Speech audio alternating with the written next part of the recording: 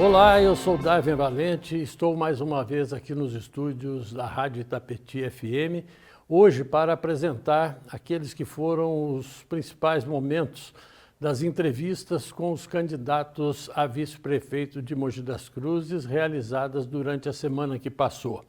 Nosso objetivo ao trazer para cá os vices dos candidatos a prefeito de nossa cidade foi dar a eles a voz e a vez necessárias pelo importante papel que eles realizam, o que devem executar, não só dentro da campanha, mas também depois de terminado o processo eleitoral. Nós tivemos a oportunidade de dar para os vices a oportunidade para que eles se manifestassem a respeito dos respectivos planos de governo.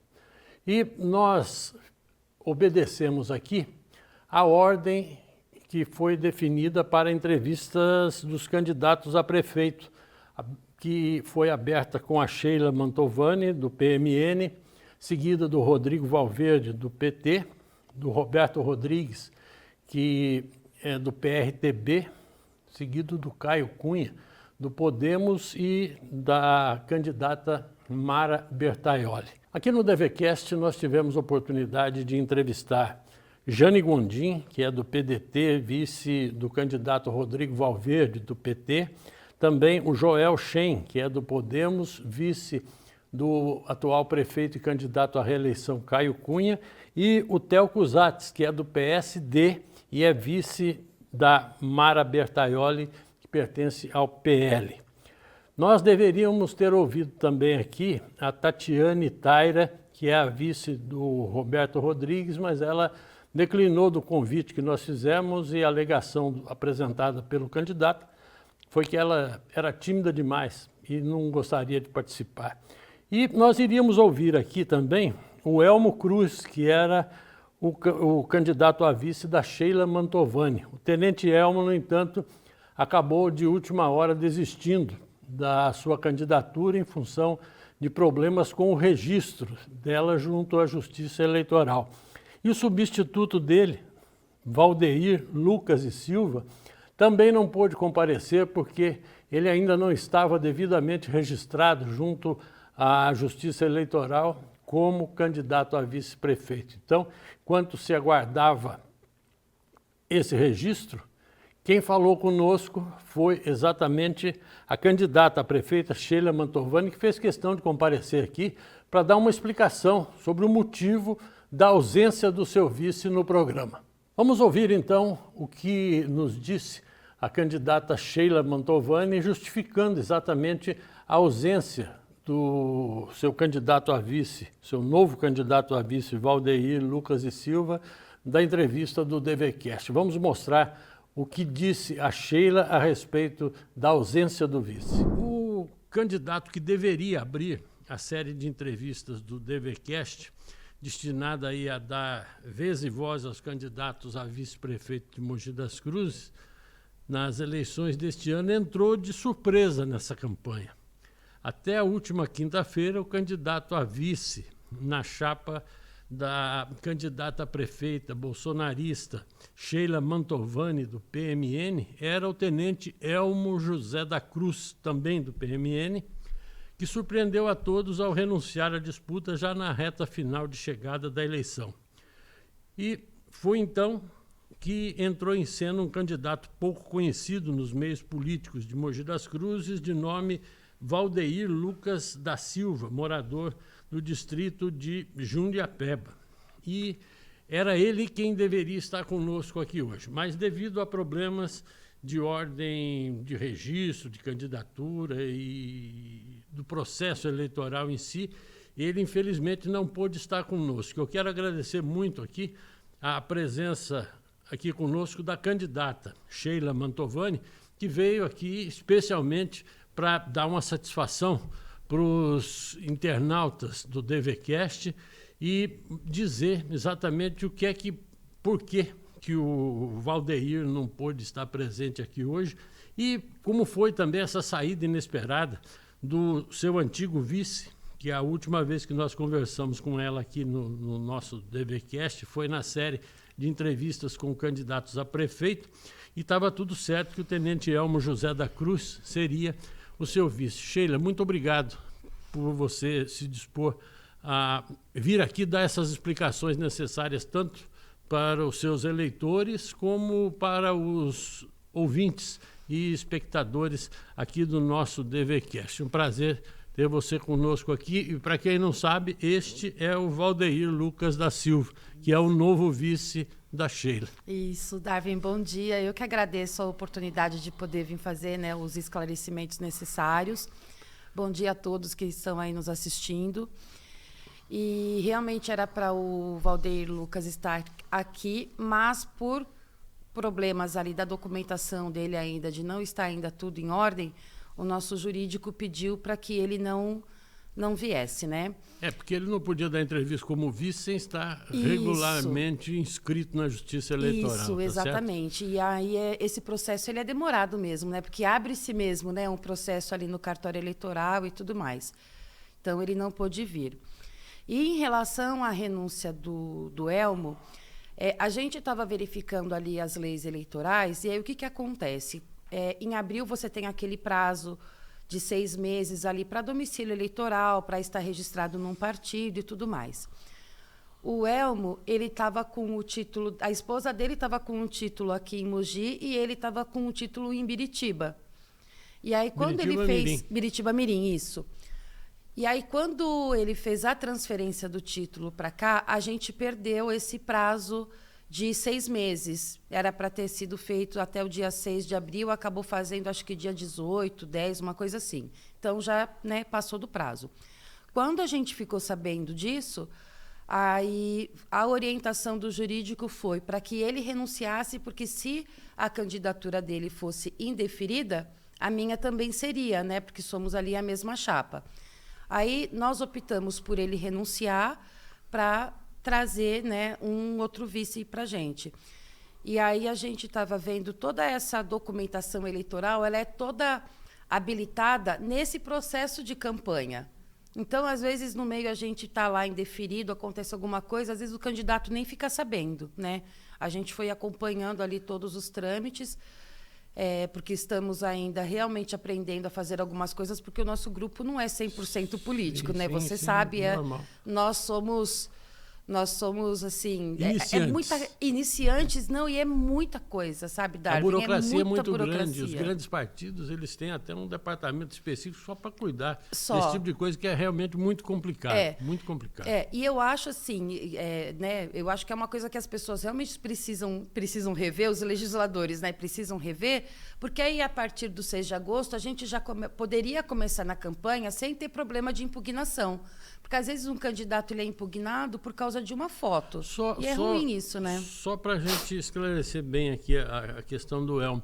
Não houve nenhum pedido de impugnação. O que houve foi uma ação preventiva da parte do partido. Isso. A gente teve que se prevenir, ele precisando fazer a renúncia, né?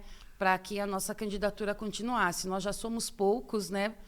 Então, para que a campanha, né, continuasse, ele precisou renunciar. E o Lucas, né, o Valdeir, ele é um apoiador nosso que já vem com a gente desde mais ou menos fevereiro, março, conversando sobre o projeto, e ele sairia como vereador, né, conosco.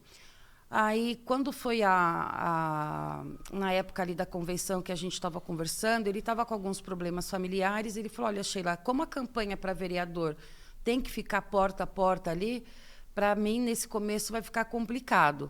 Mas ele sempre vem acompanhando, obviamente, né, a campanha, acompanha a gente em alguns lugares que ele consegue ir e tudo mais. E aí, quando teve o problema com o Elmo, nós conversamos com ele e, na hora, ele aceitou a batalha. Quem é o Valdeir? Então, ele mora lá em Jundiapeba, ele é engenheiro de computação, tem uma outra pós agora que ele me falou o nome, mas eu não vou lembrar, mas é nessa área, né, de TI. Ele é músico também, né? Ele faz alguns shows assim como músico à noite, tem bastante pessoas ali que conhecem ele. E ele sempre foi muito engajado também, né, nos assuntos assim políticos, né? A gente não tem muito o que reclamar dele, não. Ele é uma pessoa antenada, compactua dos nossos valores. Ele é um militante da direita. Ele é um bolsonarista também. Participava de manifestação, de tiro de guerra. Ele também é um bolsonarista. Quer dizer que sua campanha agora já tem o fundo musical garantido. Já, é verdade. Já vou falar para ele fazer um jingle, né? Ou então um comício com show, né? Não é? É verdade. Acho que pode, gente, né? Se gente puder. do partido, quem faz alguma coisa de graça, não tem problema. A legislação permite. Permite, exatamente. Mas foi mais ou menos isso, assim. A gente sente muito porque... O Elmo estava bem entrosado já na campanha. Tava, claro que tava. E o Elmo, ele é muito conhecido, né? E o Elmo, ele nunca aceitou participar de nenhum partido, nem de uma disputa eleitoral. Então, ele realmente picou ali, né? Eu falo que esse bichinho da política, quando ele pica, você já está contaminado, né? E ele estava bem, mas ele vai continuar andando com a gente, ele vai continuar participando de tudo. Ainda eu brinquei com ele e falei, Elmo, as pessoas cobram tanto você para ficar no trânsito ou na segurança, que eu acho que isso aconteceu, que é para você ficar ou tomando conta do trânsito ou da segurança, porque todos cobram, né? Você vai ser o secretário da segurança, por ele ser militar, né? Sim. Falei, agora eu acho que Mogi vai ganhar. Aí a reação do Elmo, qual foi? Nossa, o Elmo ficou bem decepcionado, ele ficou bem chateado, assim, da situação, mas ele... É o que eu falo. Ele entendeu. É o que eu falo. A gente tropeça, mas a gente não cai, né? Ele ficou bem chateado. Aí, né, quando ele precisou renunciar tudo, me pediu desculpa, mas nem era culpa dele, obviamente, né? Foi uma coisa de... Essas coisas de prazo mesmo, né? Mas ele falou, olha, Sheila, estamos juntos ainda... Ninguém solta a mão de ninguém. E agora, como é que vai ser a campanha com o novo vice? O que é que está faltando? Falta só a documentação, a justiça acolher a documentação que já deve ter sido enviada. Isso, então. A advogada do partido aqui em Mogi, ela já mandou a documentação entre quinta e sexta-feira. No sábado, ela também estava... Porque você precisa pedir muitas certidões que demora 1, 2, 3 dias, né? Então, ela já recolheu toda essa documentação e já foi enviado, porque é tudo por internet, né? Tudo pelo site. Já enviou tudo. Então, provavelmente, hoje, já tem aquela abertura, né, do processo, aquela numeraçãozinha que precisa. E aí, o juiz tem que deferir. Tem que deferir. Aí, o juiz tem que deferir. Deferindo, ele está apto para fazer a campanha. Isso, porque o prazo é hoje mesmo, né? Então, como já está toda a documentação lá... Então, provavelmente, entre hoje e amanhã, eu acredito, porque isso não demora, na verdade, aqui em Mogi, né? Agora é tudo rápido, porque tem que ser rápido, porque a eleição está aí, né? 21 dias hoje para a eleição? Parece que sim. Porque é dia 6, né? O primeiro turno. E aí ele corre com a gente. O bom dele é que a gente já vinha colhendo algumas ideias dele, dando um spoiler, né? Como ele é engenheiro de computação, mexe com TI, as coisas que a gente fala da prefeitura de automatizar, de deixar mais rápido, menos, né, complicado, a gente já vinha falando com ele. Então, agora só vem somar. Alguns projetos que ele tinha também de monitoramento, de ter um esquema lá de um comércio, alguma coisa, ter aquela ligação daquela imagem com uma central, né, de monitoramento da própria cidade para captar um crime ali de madrugada, por exemplo. Algumas ideias assim, que ele já conhece. Então, isso é bem, bem bacana. E agora, como é que vai ser a campanha? A gente vai agora fazer a campanha junto. Agora a gente está naquela coisa de foto, de fazer novo material, né? A gente já tinha pouco material, então agora vai ter que refazer. Vai ter que refazer. Você estava com o Elmo na outra, no material anterior. Agora vai ter que refazer. A gente já não tinha muito, né? Foi um sacrifício. Agora vai ter que fazer tudo. Mas a gente está enfrentando os problemas. Precisa, né? Estamos enfrentando os problemas e vai dar certo. A gente não tem medo, não. Pois é. E na sequência dessa reapresentação dos principais pontos das entrevistas com os vices, nós lembramos que Jane Gondim, que é a vice de Rodrigo Valverde, foi a nossa segunda entrevistada da última segunda-feira. Ela falou bastante a respeito do plano de governo que foi decidido por ela e por Valverde após uma série de reuniões realizadas junto aos principais distritos e bairros aqui de Mogi das Cruzes.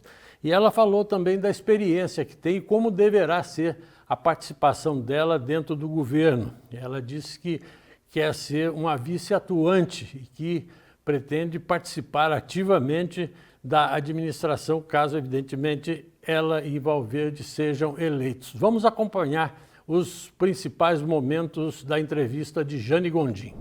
Jane, como é que a Jane Gondim se tornou candidata a vice do Rodrigo Valverde? Como é que foi esse processo? Na verdade, esse convite veio há 4 anos e meio atrás, sabe? Tudo isso? Tudo isso.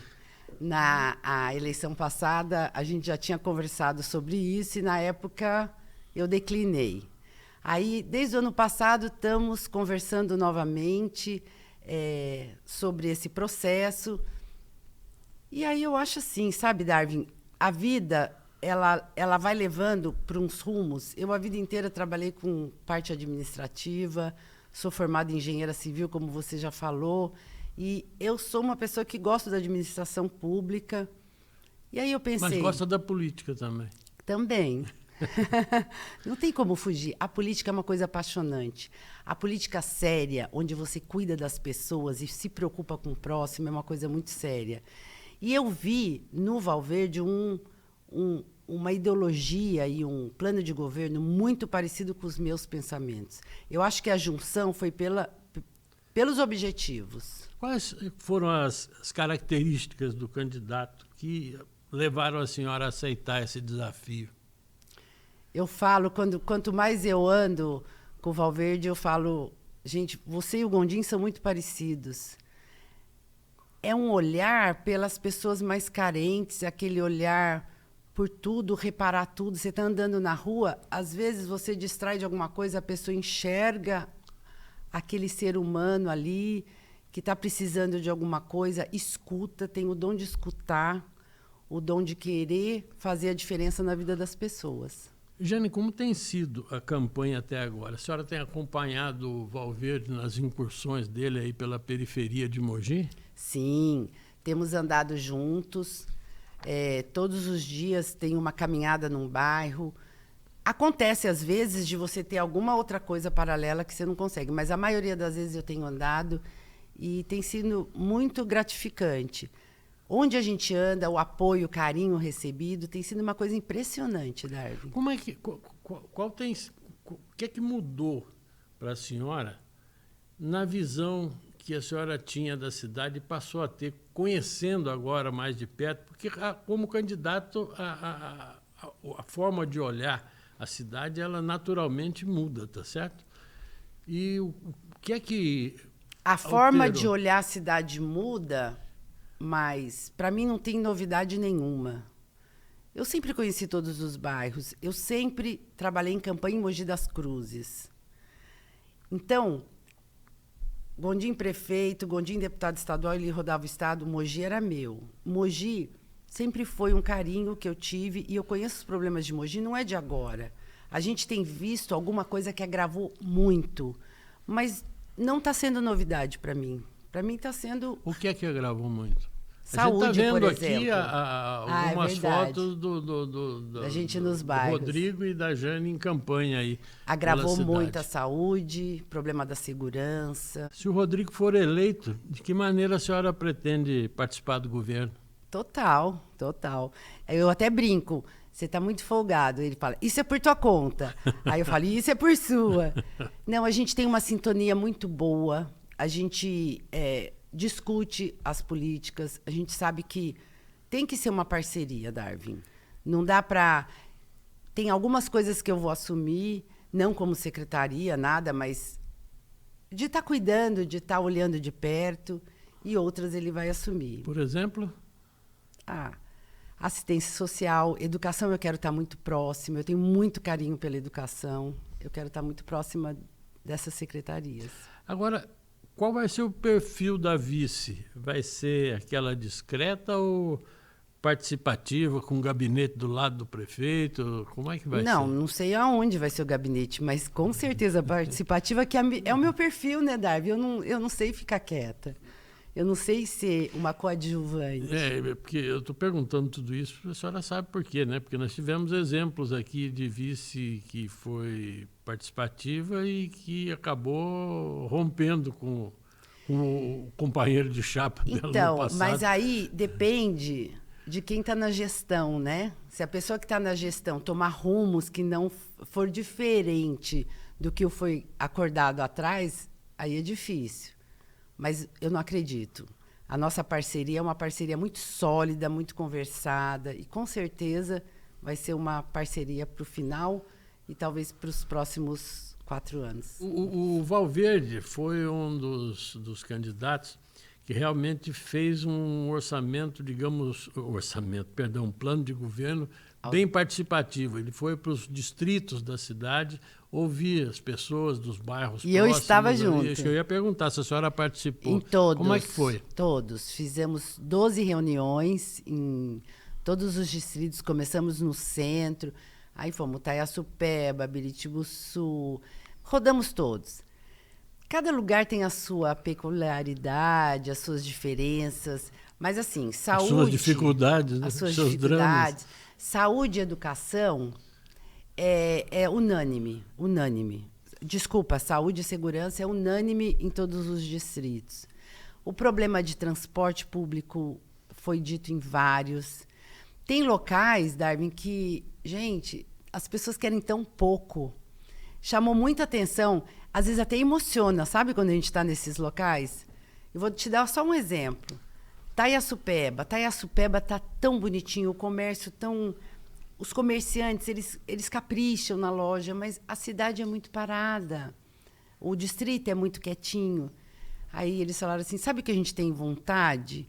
De ter uma árvore de Natal no fim do ano aqui, de ter enfeite em Taiaçupeba. Alguma coisa para atrair até as pessoas do centro. Olha que coisa lá, né? simples.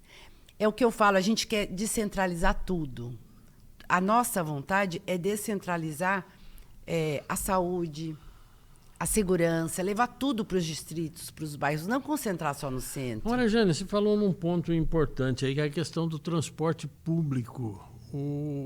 Esse trabalho de ouvir as pessoas no bairro resultou numa proposta interessante. Qual é? Olha, o problema de transporte, a gente está falando de transporte e a gente já emenda com mobilidade, né? Sim, que eu sim. acho que Mogi está um caos. O centro de Mogi está um caos. E a gente precisa investir em infraestrutura e transporte público, urgente. Eu acho que essas duas vertentes vão resolver o problema. A ideia no transporte público é construir 3 grandes terminais de ônibus. Jundiapeba, Brás Cubas, que já eram para estar prontos, se não tivesse trocado o projeto por asfalto em cima de outro asfalto, mas tudo bem. E César de Souza.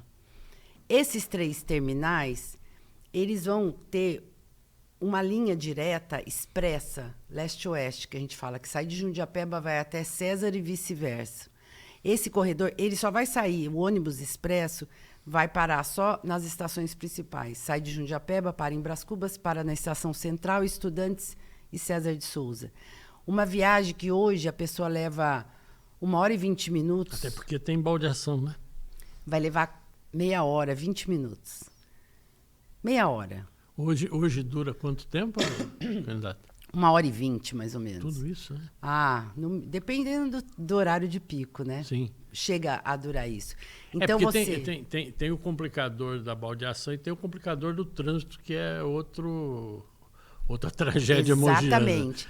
Então, com esse corredor expresso, que vai ser só do ônibus expresso, inclusive queremos ter ônibus elétricos com Wi-Fi e ar-condicionado nessa linha leste-oeste. Então, vai facilitar muito a mobilidade dessas pessoas. E aí, cada distrito, que hoje tem 11, e nós vamos criar mais um, que é o distrito do Itapetí, vão ter 12 distritos. Cada distrito vai ter um mini terminal. Esses mini terminais, eles vão ter bicicletário, E a pessoa pode chegar com a sua bicicleta, dependendo do distrito, se for pequeno, ou vir de ônibus até lá, e de lá vai até os terminais mais próximos. Esse desenho de transporte público vai melhorar muito e vai, eu acredito, desafogar o trânsito na cidade. Porque se você tem um bom transporte, às vezes, dependendo de onde eu vou em São Paulo, eu prefiro ir de trem do que ir de carro, pegar trânsito, não ter onde parar. Tem algum projeto para ciclovia? Sim, um projeto fantástico, fantástico. Nós vamos fazer uma ciclovia de Jundiapeba a César também. A gente já tem até o espaço que a gente vai fazer. E ela vai ser plana e vai ser contínua, sem intervalo. Na verdade, eu acho até... A gente tinha combinado de não contar, mas eu acho até que o Valverde já deve ter dado com o dente na língua. Spoiler. Mas tem que contar, porque o plano do governo é para ser levado. Vai ser dentro da CPTM. Existe uma faixa que vai ser cedida para essa ciclovia, com toda a segurança. Já existe um projeto antigo. Na verdade, essa área de mobilidade, eu estou conversando muito, já conversei com alguns, e quero ter muita participação dos meus colegas engenheiros, da Associação dos Engenheiros, da qual eu participo também. Então, eu acredito que cada setor, você tem que ouvir as pessoas técnicas que estão com vontade de mudar a Mogi. E sem contar que a senhora tem um consultor dentro de casa, né? Tenho. Darby, e para falar nisso... Nós vamos falar nele daqui a pouco. Mas até isso foi bacana, porque para colocar a cereja em cima do bolo, nós vamos terminar o anel viário. Essa parte eu falei para o Rodrigo, eu falei, essa deixa comigo que eu cuido. Vamos terminar finalmente o anel viário. Eu trouxe até aqui... Peraí, antes da senhora falar do anel viário, duas questões. Eu preciso explicar aqui, quando eu falei que ela tinha um consultor dentro de casa, que é o pai dela. Jane é filha do Jamil Alage, engenheiro, nós vamos falar dele daqui a pouco aqui, e que participou da construção da Mogi Dutra, da Mogi Bertioga, uma pessoa que conhece Mogi na palma da mão. E o doutor Jamil, nós vamos falar dele daqui a pouco. Eu só queria registrar aqui também, Jane, a presença conosco aqui do Eros Nascimento, que foi também um dos responsáveis aí pelo plano de governo que está conosco. Grande Eros, um amigo que eu conheci nesse plano de governo, que me ajuda muito, me orienta e me tira todas as dúvidas, porque tem área que você conhece muito e tem área que você aprende, né, Darwin? Sim, aprendendo sempre, né? É um grande amigo. Muito obrigada, viu, Eros? Mas vamos falar um pouco do anel viário? Então, já que a senhora assumiu aí eu trouxe um...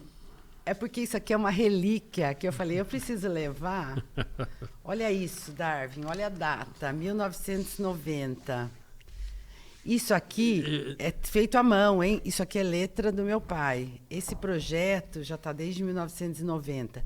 34 anos? Mas se tem não uma me falha a memória aqui. Tem uma parte aqui que já está feita, tá? Sim. Não está tudo para ser feito. Só para você ter uma ideia, exatamente, é porque às vezes as pessoas falam do anel viário, mas não sabem exatamente aonde ele passa, que obras precisam ser feitas para terminar. A gente tem o encontro da perimetral com a Mogi Bertioga. A gente tem que fazer um viaduto ali em cima da Mogi Bertioga. Nós vamos cruzar Cocoera, César de Souza, chegar na Ponte Grande. Chegar aqui em César, no começo da perimetral, que até foi na época do governo Machado, que começou. Exatamente. Aqui, a perimetral, para quem não sabe, é uma avenida que circula a região central da cidade. Chamada também de anel viário. Anel viário, mas ela foi projetada exatamente para retirar do centro da cidade o trânsito mais pesado. Então, ela começa aqui em César de Souza, ela passa pelo rodeio, passa pela Ponte Grande, aí segue em direção... Sobe o viaduto... Da Brás Cubas. Depois continua até... Pega a Avenida Henrique Pérez e prossegue até a Mogi Dutra. Até Mogi Bertioga. Naquele Onde junta ali, naquele cruzamento, nós vamos ter um viaduto. Então, mas o que acontece com o anel viário hoje é que ele está parado ali na Mogi Bertioga. Ele precisa terminar o contorno. Fechar o anel. Exatamente. O anel está faltando um pedacinho para fazer o anel. Uma parte. E essa é a proposta de vocês? Nós vamos terminar o anel viário e fazer toda esse transporte público. Ele sairia, atravessaria Mogi Bertioga e aí seguiria ali em direção ao Cocuera. Exatamente. Cruzaria César. Cruzaria a Mogi Salesópolis. A Mogi Salesópolis, exatamente, que aí tem que ser estudado se vai ter um viaduto ali ou se, dependendo se vai ter uma rotatória, temos que estudar, aí a gente vai depender de conversa com o Estado também, nesse entroncamento. Sim. E chega até César e já pega a outra parte para chegar na Ponte Grande. Tá certo. Ponte Grande. Isso aí, rodeio. Vocês já fizeram tem estudo disso? Sim. Como é que, quanto vai custar? Não tenho o projeto, o orçamento ainda. Tudo, a gente depende de uma série de coisas que a gente não tem lá. Coisa mais técnica, né? Não tem como você ter acesso a tudo, mas tem uma grande parte dela que já está aberta. Você só precisa largar e asfaltar. O que mais vai custar, Darwin, são as obras de arte. Sim. Os viadutos. O resto já tem o caminho. Não tem, você não vai ter problema com. Porque só tem um outro problema ali na frente, que é a passagem pelo Tietê, né? Ela vai cruzar o Tietê. Depois de cruzar a Mogi Salesópolis, ela cruza o Tietê. Mas aí a obra de arte é inevitável. Mas esses dias, você estava falando do meu pai, ele falou assim, nossa, eu tenho uma saída. Ele fica pensando. Isso é ótimo, que faz a cabeça dele ficar ocupada. Eu tenho uma saída. A gente pode virar e... Bem, não vou contar todos os segredos, mas a gente está estudando e o importante é dizer, nós vamos concluir o anel viário. Jane, eu tenho ouvido o seu candidato a prefeito na televisão, no rádio, falando de criação de empregos e tudo mais. Como criar empregos numa cidade como Mogi? É para ontem, né, Darwin? Mogi... Gente, nosso PIB, o PIB de Mogi é R$1.000 abaixo do PIB da média do estado. Uma cidade rica como Mogi, eu ainda pergunto, rica para quem, né? É uma pobre cidade rica, né? Rica para meia dúzia. É. E então a gente precisa urgente trazer novos empregos. Emprego de qualidade, né? Exatamente. Porque eu costumo brincar aqui que de telemarketing a gente já está cheio. É muita quantidade enorme. Não desmerecendo, não desmerecendo o trabalho do telemarketing, que eu acho que é um trabalho bem difícil, mas realmente você tocou no ponto certo. A gente muito tem emprego espaço, e pouco dinheiro circulando. A gente tem aquela área do Taboão, que é maravilhosa, riquíssima, que precisa ser explorada. A gente já conversou com moradores de lá. Há pouco tempo tivemos uma reunião na Gestab, conversando com os empresários de lá. As pessoas querem mais vizinhos. Nós vamos investir também neles. Nós vamos criar um grande parque tecnológico. A ideia do Valverde é criar quantos mil empregos em 4 anos? São duas vertentes. Vamos lá. Isso é o PAC mogiano, que nós vamos investir R$2 bilhões nos 4 anos, criando 30 mil novos empregos com carteira assinada. Isso nós vamos fazer obra de infraestrutura, saneamento básico, novas construções de creche. Isso, fora o dinheiro do município, a gente vai investir muito em projeto para trazer investimento do governo federal, principalmente. Agora, como é que a senhora conheceu o Dr. Gondim? Olha, eu estava na faculdade, ele frequentava o clube de campo, eu conhecia assim de vista. Paquera. E aí ele morou numa república junto com uns colegas de faculdade meu. Ele já era formado, e aí a gente acabou se conhecendo. Aí já é o casamento. Sacramentado. É. Quantos filhos? Olha, eu tenho dois filhos meus, como é? 2 filhos que eu tive, parido, que a gente brinca no Ceará, e uma de coração. Quando eu conheci o Gondim, ele já tinha uma filha de 2 anos, que quando eu me casei ela tinha 4. E com 6 anos ela veio morar comigo. Então é filha, são 3. Sim. Como é que a senhora foi parar na política? Bom... A política estava em casa já, né? Na verdade, Darby, eu era criança ainda. Eu já saía com meu pai. Eu sempre gostei de andar com meu pai. Eu sempre gostei dessa área de engenharia, de olhar obras. E eu acho que eu tinha 8, 9 anos quando meu pai já era secretário de obras. Ele ia fiscalizar as obras nos bairros, eu ia junto. Eu gostava, eu era xereta, sabe? Queria conhecer tudo, saber de tudo. Mas não é a primeira vez que a senhora se candidata? Não, eu fui candidata a vereadora já, por 2 vezes. Eu acho que não é para eu ser legisladora, é para eu ser do executivo.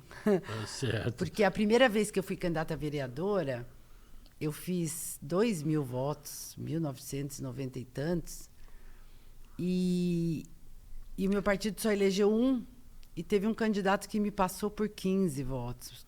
Isso, umas coisas assim. E na segunda vez que eu fui candidata, eu fui pior perder assim, né? Eu fui a mais votada do partido, só que o partido não fez coeficiente. Então não era para ser. Independente do resultado da eleição, que lições a campanha deixa para a Jane e qual vai ser o futuro da Jane? Bem, o futuro a Deus pertence. O futuro é vice-prefeito, né? O futuro a Deus pertence. A lição é que campanha política, eu sempre falo, a gente só cresce. Independente do resultado, você cresce como ser humano, você cresce como pessoa, você conhece mais, tem um aprendizado enorme, desde as pessoas até a cidade. Por mais que você conheça, é uma coisa nova que você aprende. Agora, participando no lado executivo, que eu nunca tinha participado, você se preocupa com o outro lado, que é conhecer todos os problemas, porque antes você falava assim, minha bandeira é essa, é a saúde, é a mobilidade, é a educação. Você tem que saber de tudo. Darby, a gente não falou nem metade de tanta coisa que a gente vai fazer em Mogi. Faltam 4 minutos para a gente encerrar aqui o programa. E eu queria deixar esse tempo para a senhora mandar o seu recado aí para os seus eleitores, para quem está nos acompanhando. Ok. Esteja à vontade. Mais uma vez, agradecer essa oportunidade e dizer para vocês que a minha maior vontade de governar Mogi, junto com o Valverde, é fazer de Mogi das Cruzes uma cidade feliz. O que seria uma cidade feliz para mim? Uma cidade feliz é onde o pai e a mãe têm um emprego digno aqui, na nossa cidade, que não precise pegar o trem 5 horas da manhã para ir trabalhar em outras cidades. Onde ela consiga, com esse emprego, ter uma boa alimentação, se vestir adequadamente e ter momentos de lazer. Uma cidade feliz é onde a criança possa ter uma escola de tempo integral, com bons kits escolares, com uma boa merenda, mas principalmente com um bom aprendizado. Uma cidade feliz é onde a saúde funcione, a saúde preventiva funcione, mas caso você tenha uma intercorrência, você tenha um atendimento rápido, eficiente e humanizado. Uma cidade feliz é uma cidade mega segura. E eu também quero uma cidade onde a mulher tenha vez, onde a mulher tenha um lugar só dela, onde a mulher seja acolhida, desde os seus exames preventivos até o acolhimento psicológico, o acolhimento emocional, principalmente aquelas vítimas da Lei Maria da Penha, onde a mulher realmente tenha o valor que ela merece. E para isso, gente, não tenho dúvida de que a pessoa mais preparada nesse momento somos o Rodrigo Valverde e eu. Vamos deixar de preconceito. Vamos esquecer partido. Esquece PT, esquece PL, esquece Lula, esquece Bolsonaro. Vamos pensar, Mogi, em Mogi das Cruzes. Vamos pensar no nosso povo, em tudo que a gente é capaz de fazer. E na terça-feira da semana passada, o DVCast entrevistou, inicialmente, o candidato a vice na chapa do atual prefeito e candidato à reeleição, Caio Cunha. Eu conversei aqui com o tenente-coronel, afastado da Polícia Militar temporariamente, Joel Schaen, que falou um pouco dos seus principais planos, especialmente para a área da segurança pública, que é a sua especialidade. Joel Schaen também falou da preocupação dele com a proliferação do crime organizado e admitiu que o governo do estado de São Paulo, em administrações anteriores, deixou a desejar em relação a um combate mais eficiente no momento em que essas organizações criminosas, em especial o PCC, estavam ainda se organizando. O Schaen, numa das poucas entrevistas que ele concedeu por um longo tempo nessa campanha, falou das suas atividades como policial militar, comentou a sua transferência do comando do 17º Batalhão da Polícia Militar de Mogi das Cruzes para o comando do batalhão da Polícia Militar lá de Praia Grande, no litoral da Baixada Santista. Falou dos problemas que ele espera enfrentar por lá e falou também de como pretende administrar a cidade caso vença as eleições ao lado do prefeito Caio Cunha. Elogiou muito a atuação do prefeito e falou também do que ele pretende fazer em termos de segurança pública na cidade. Ele falou um pouco da vida dele e contou os tempos em que integrou a Rota em São Paulo, falando dos confrontos armados com os marginais e até mesmo respondendo a duas acusações que foram feitas a ele pelos candidatos a prefeito Rodrigo Valverde e José Roberto Rodrigues, que disseram ter sido abordados de uma forma até mais dura pelo tenente Schaen quando ele era comandante aqui do 17º Batalhão, então trabalhava ainda sem ser comandante à frente da polícia ou de grupos policiais que atuavam na noite aqui da cidade. Ele disse não se lembrar desses dois casos, mas a entrevista dele foi interessante e eu convido você para acompanhar alguns dos principais momentos dessa conversa que eu tive com o Joel Schaen aqui no DVCast. E como é que aconteceu realmente essa história da sua transferência para a Baixada Santista? Eu fui pego de surpresa. Honestamente, eu fui pego de surpresa. Dizer para o senhor que eu não sabia de uma possível transferência, eu estaria sendo até muito inocente.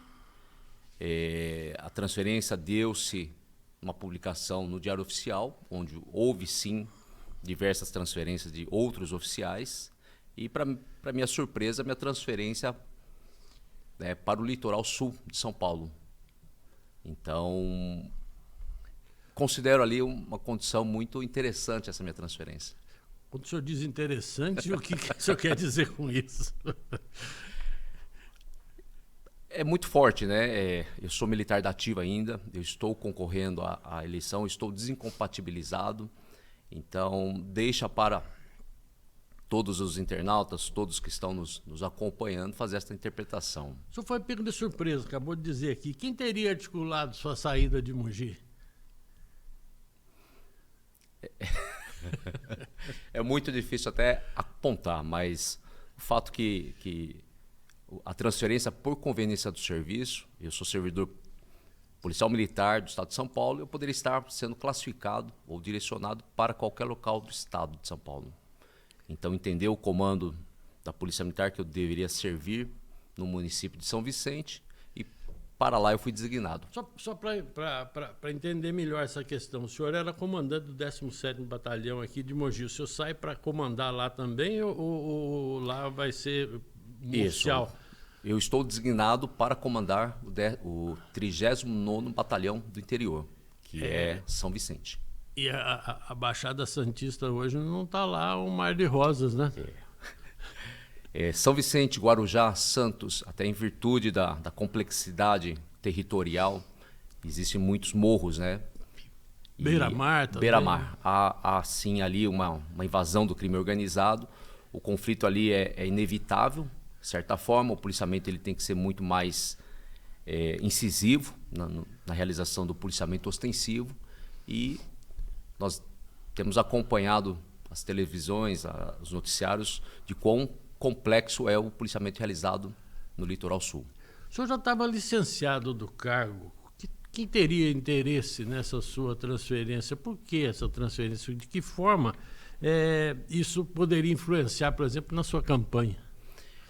Ele, de certa forma, ele destabiliza a nossa chapa, exatamente. Talvez tenha sido esse o intuito, destabilizar, ou uma demonstração de força para conosco, direcionando ou fazer com que eu pudesse refletir melhor, de certa forma, né, com relação à campanha. Ou você acha que o objetivo era fazer o senhor desistir? Talvez. Né? Nós estamos mostrando aqui, no nosso telão aqui, algumas fotos do Tenente Coronel Shen em ação aqui. Mas, depois que tudo isso aconteceu, ao jogar para o eleitorado mojano a responsabilidade pela sua ida ou não para a Praia Grande, que foi o que o senhor fez aí nos programas eleitorais, está buscando fazer do limão uma limonada em favor da candidatura? Eu acredito que o amor que eu tenho por Mogi das Cruzes seria um desperdício muito grande. A minha vontade de contribuir para com Mogi das Cruzes, talvez a credibilidade da forma como eu trabalhei para Mogi das Cruzes, eu deixo para a população decidir.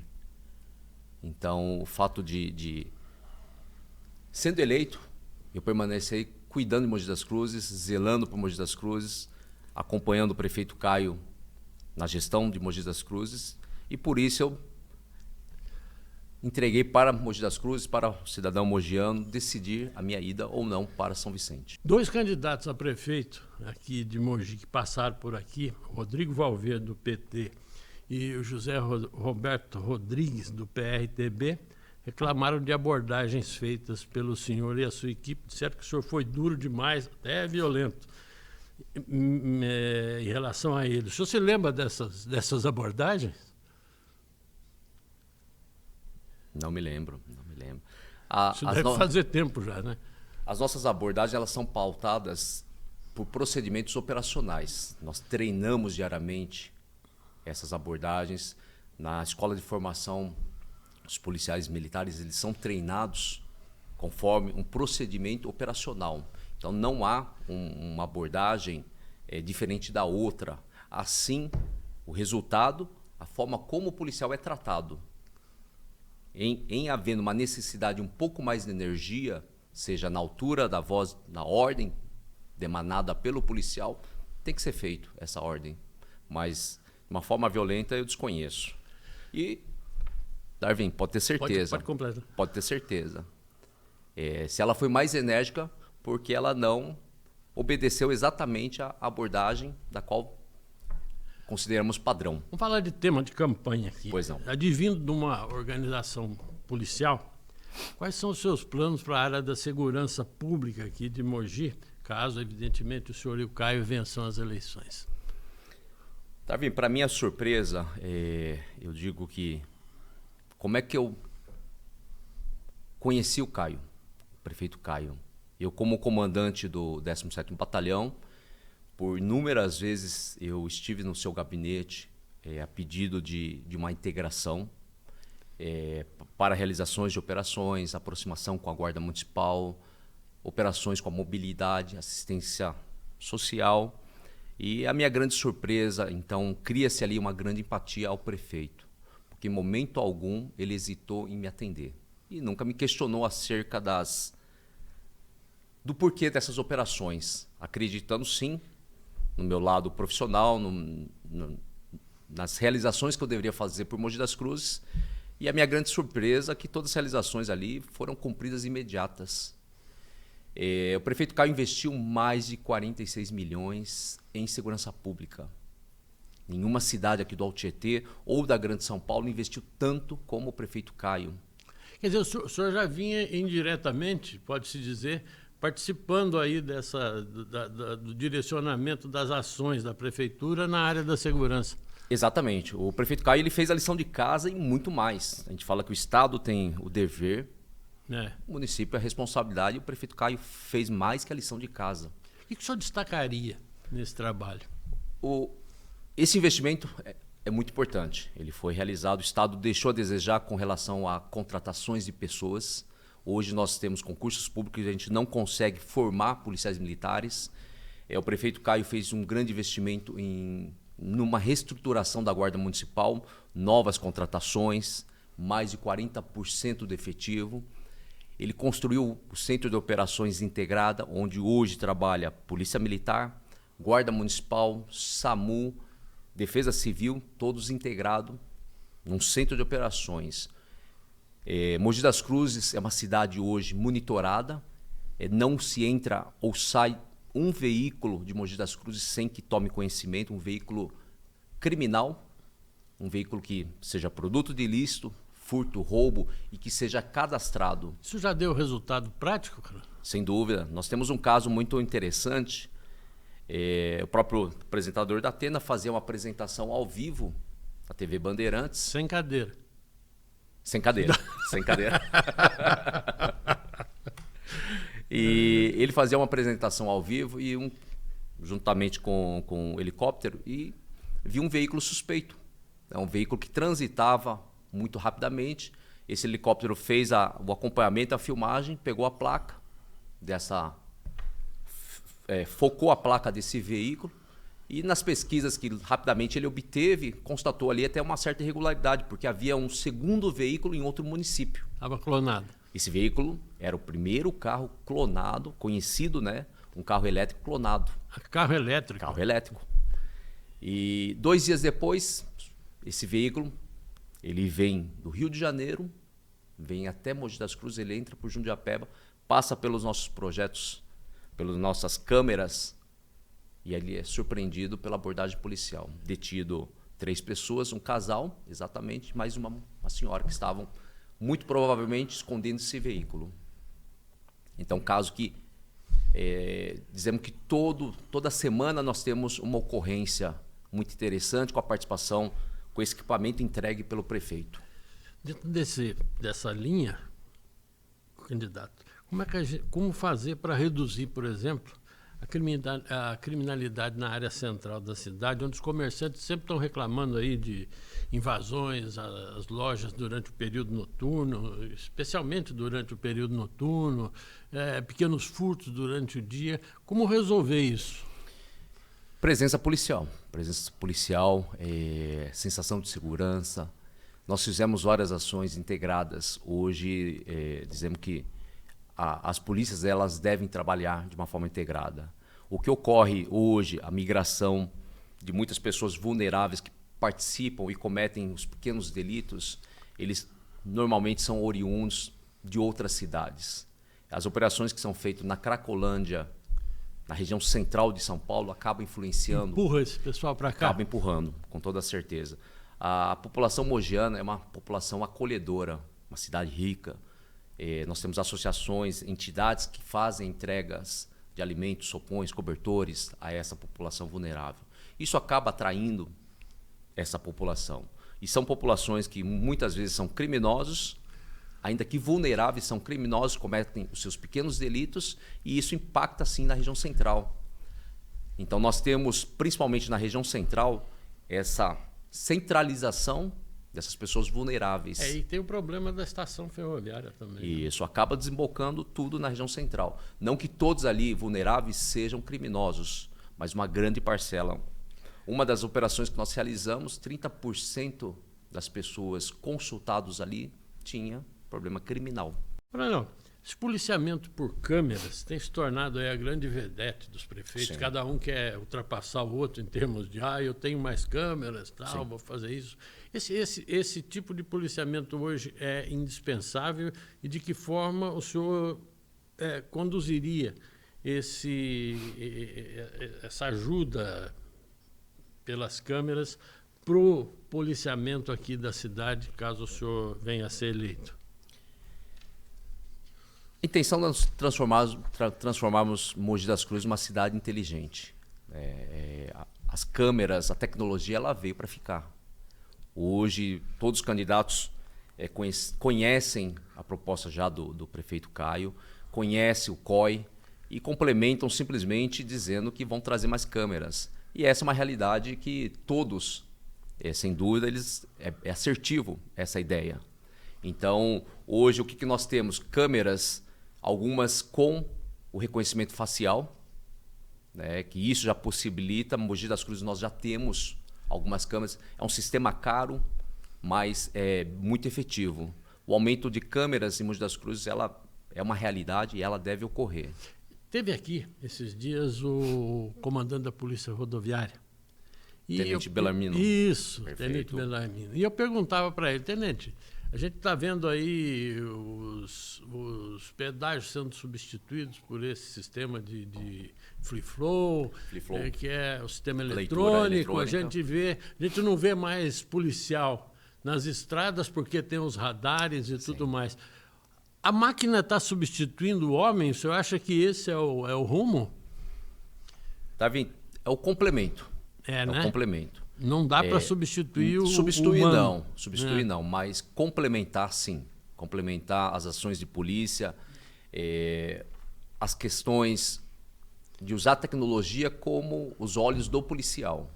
E efetivamente é também dizemos que é também uma prevenção quando se tem uma câmera em determinado local e isso acaba inibindo e coibindo qualquer ação ou uma tentativa de crime. Mas a presença do policial, a presença física do policial, ela passa uma sensação maior de segurança. Sem dúvida, sem dúvida. Essa é a ideia inicial de a gente poder trabalhar com sensação de segurança. O senhor comandou até bem pouco tempo aqui a Polícia Militar aqui de Mogi. A corporação está bem estruturada para combater a criminalidade aqui, e o senhor considera viável um trabalho aí na base do tripartite, Polícia Civil, Polícia Militar, Guarda Municipal e outros setores ligados à segurança, tipo SAMU, essas coisas, Corpo de Bombeiros. Você acha que é possível reunir isso tudo ou é difícil botar, por exemplo, na mesma sala a Polícia Civil e a Polícia Militar? Nós já temos trabalhado desta forma. Várias ações, várias operações que nós realizamos, nós trabalhamos com as 3 forças de segurança, Guarda Municipal, Polícia Civil, Polícia Militar. Com a minha chegada, eu consegui integrar todas essas forças de segurança. Nós obtivemos resultados muito positivos desde 2023. Desde o ano passado, nós estamos com todos os indicadores em queda, comparado com o mesmo período desse ano. Então é muito gratificante de ver esse resultado. O que nós faríamos nada mais do que otimizar a aplicação do policiamento. Então nós temos guardas municipais, policiais militares, policiais civis fazendo patrulhamento e não de uma forma direcionada, de uma forma científica, onde nós analisamos dados e aplicamos o policiamento. Então desta forma, onde nós otimizamos toda a aplicação do policiamento. Como é que o senhor vem acompanhando essa escalada do crime organizado aqui na nossa região? É preocupante. Na região e no região estado, do Alto Tietê, né? estado também é preocupante. O nosso secretário Derrite, através da inteligência da apuração, da investigação, nós temos combatido o crime organizado. Nós temos tentado buscar ali no ninho, né, como nós fazemos, combatendo o crime organizado, buscando os seus recursos, né? Tomando os recursos do crime organizado, que é talvez desta forma a maior possibilidade de enfraquecer o crime organizado. Agora, por que, coronel? Até bem pouco tempo a gente não via falar em presença do crime organizado na cidade, por exemplo. Daqui a pouco a gente ouve aí no noticiário, tem um partido querendo botar candidato a vereador para disputar a eleição em Mogi, foi preso não sei quem, no condomínio aqui perto. O que está acontecendo? Mogi está favorecendo essa presença ou isso aí é algo inevitável com o crescimento da cidade? Darby, não só Mogi das Cruzes, mas a grande São Paulo toda, né, nos grandes condomínios, nas grandes cidades, nós temos a presença, dizer que não só a grande São Paulo, mas talvez no estado inteiro, mas nós temos a grande presença, sim, do crime organizado. O objetivo maior é a regularização do dinheiro ganho de forma ilícita. Então, a tal da lavagem do dinheiro. Eles entram... Como é que acontece isso? É a participação efetiva de empresas de fachada, onde se coloca o dinheiro sujo nessas empresas legalizadas como forma de prestação de serviço e acaba regularizando esse dinheiro que se entra nessas empresas. Agora, qual é o interesse, qual é o grande interesse do crime organizado em se infiltrar em câmaras municipais, em prefeituras? Como é que o senhor está vendo isso? É muito preocupante. Logicamente que o interesse do crime organizado é a parte financeira. A entrada de criminosos na política, certa forma, legislativo ou executivo, realmente para favorecer toda a organização criminosa. O governo ele foi muito leniente nessa questão quando ele dizia que isso aí, crime organizado era história de jornalista, que isso aí não existia e tal, e deixou a coisa correr. De repente, quando acordou, o crime já estava organizado demais. O senhor concorda com isso ou não? Eu concordo. As gestões anteriores, sim. O governador Tarcísio, ao escolher designar o então capitão Derrite, hoje atual secretário, ele tem sido muito enérgico. As ações elas têm sido pontuais, tem atacado o crime organizado em todas as suas áreas de atuação. O senhor deve ter sentido na pele agora há pouco, quando vinha para cá, um problema sério da cidade.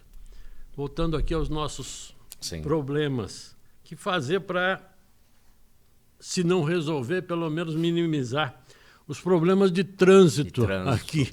O senhor ficou preso aqui para chegar, não ficou? Fiquei. É complexo, né? Mogi das Cruzes cresceu muito. Mogi das Cruzes cresceu muito. De 2019 para 2024, nós tivemos um aumento de 30 mil veículos cadastrados em Mogi das Cruzes, uma frota que tem aumentado cada dia mais. Mogi das Cruzes cresceu muito em virtude até da falta de planejamento. Mogi das Cruzes hoje existe... As nossas ruas elas são muito estreitas. A mobilidade realmente é uma preocupação que nós temos. Nós vamos estar trabalhando. Mas o que é muito interessante, o que eu vejo é que o nosso prefeito Caio, ele em momento algum hesitou em mexer com a mobilidade.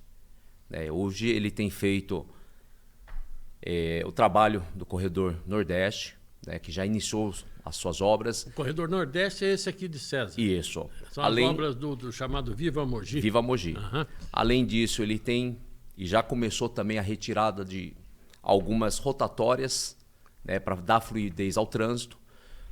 Esse Corredor Nordeste ele vai interligar praticamente toda a área periférica de Mogi das Cruzes com seus corredores para trazer uma fluidez ao trânsito. O anel viário termina ou não termina, se os senhores forem eleitos? Nós vamos trabalhar para isso. Talvez essa seja uma das grandes soluções. Ajudaria muito? Vai ajudar muito. Quem quiser deslocar da região norte para sul, ela vai poder usar toda essa região. Contornar o centro. Evita, porque o centro é o grande gargalo da história. Perfeitamente. A vinda de empreendimentos imobiliários fez com que o Mogi crescesse muito. Cada família hoje ele tem 2, 3 veículos. Cada pessoa ele sai com o seu veículo e isso acaba causando um congestionamento muito grande.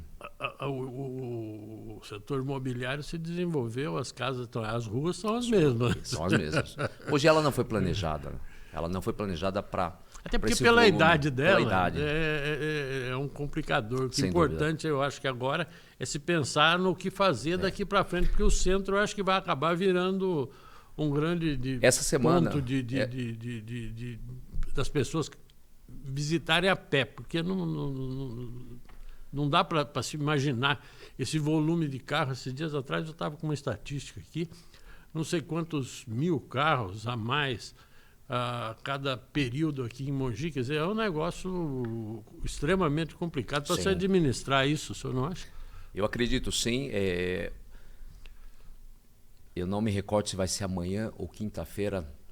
Nós estaremos protocolando Mogi 500 anos. É um projeto de cidade, um projeto que visa um planejamento onde os futuros prefeitos terão o dever de cumprir aquelas metas. Entre essas metas, logicamente, que entra a questão da mobilidade urbana. Então, Mogi ela não cresceu de acordo com o aumento populacional. Isso daí tem impactado realmente na questão da mobilidade. O que é muito interessante é que o prefeito não se furtou das suas obrigações como prefeito, tomando coragem, principalmente no ano eleitoral, que é esse ano agora, estar mexendo no trânsito. Então, ele não se furtou das suas obrigações, existe o projeto, existe o dinheiro já destinado para isso, mas ele tem coragem para tomar essas decisões. Logicamente que impacta muito, é muito criticado por isso, mas ele tem coragem para realizar. Essa é uma grande diferença. Chamado mal necessário? Mal necessário. Mal necessário. O prefeito Caio Cunha gravou um vídeo aí nesse último final de semana, estranhando a quebra de veículos em pontos estratégicos do trânsito aqui na cidade, sempre às sextas-feiras, que é um dia natural de grande movimento. O senhor acredita que seja algo programado para provocar grandes congestionamentos e prejudicar o governo? O senhor acredita nisso? Eu acredito sim. Eu acredito porque em 2 casos eu estava junto com o prefeito, no nosso comboio para as nossas reuniões, e nós encontramos veículos quebrados. Quando a gente tenta ajudar aquelas pessoas, rapidamente a gente percebe que o veículo é ligado. Ele consegue ligar, faz funcionar e deixa o local. Logicamente que existem estratégias que nós não podemos com toda certeza afirmar que aquilo seja uma verdade. Mas causa muita estranheza porque são principalmente as sextas-feiras, são veículos quebrados, supostamente quebrados, em locais estratégicos que acabam impactando o trânsito. Dentro de túnel? Dentro de túnel, em rotatórias, em locais chaves na região central. E isso converge também com ações da própria equipe de trânsito quando localiza esses veículos. Quais são os principais desafios que o senhor vê e que se apresentam para o futuro prefeito e futuro vice? Eu sou oficial da Polícia Militar. A minha vida inteira, profissionalmente, foi estar acompanhando o trabalho in loco. Então, além do planejamento realizado dentro do quartel, eu estava na rua, conheço muito bem Mogi das Cruzes, eu conheço as necessidades da população. Diferente de outros candidatos, com toda certeza, que simplesmente frequentam esses locais em período eleitoral, as demandas